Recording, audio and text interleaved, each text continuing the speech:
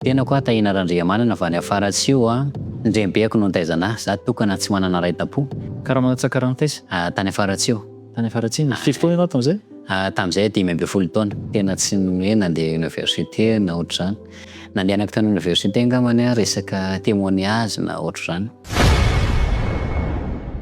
Mba tantarao anay kely hoe iza mbo tahina ankehitriny? Tena koa tahina Randriamanana avy any afara tsy io mba mivoatra district afara tsy io any izy teraka efatr'andro maty ny reniko ary talohan'izay dia efa nailan-draikitra tamiko ny raiko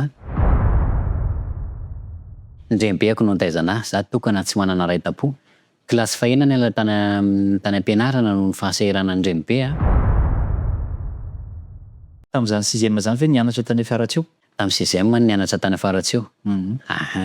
Taorian'izay dia nikaraha manatsaka rano dia rehefa nahita firay kely dia lasa nakany Tamatavy. Karaha manatsaka raha nitaiza? Tany afara tsy io. Tany Afaratsiny. Firy taona ianao tamin'izay? Tamin'izay 5 ambin'ny folo taona.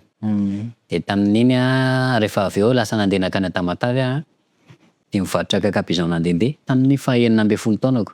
Tena tsy nanaraka fianarana intsony marina ve? Tsy nanatrika université sa tonga dia autodidacte sy nisy formation natao ve? Tena tsy nanatrika mihitsy ary tena tsy hoe nandeha université na ohatr'izany. Nandehanako tany université angambany resaka témoignage na ohatr'izany.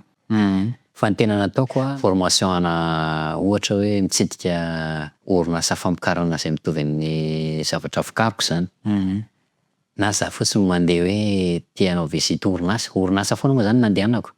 Ianao ve tsy mahatsapa hoe tsara ihany raha manana fianarana kokoa? Tsara ka satria compte mihitsy hoe tsy nisy an'ilay fahaizana raha ohatr'izao mety mba navita zavatra ohatr'izao ihany.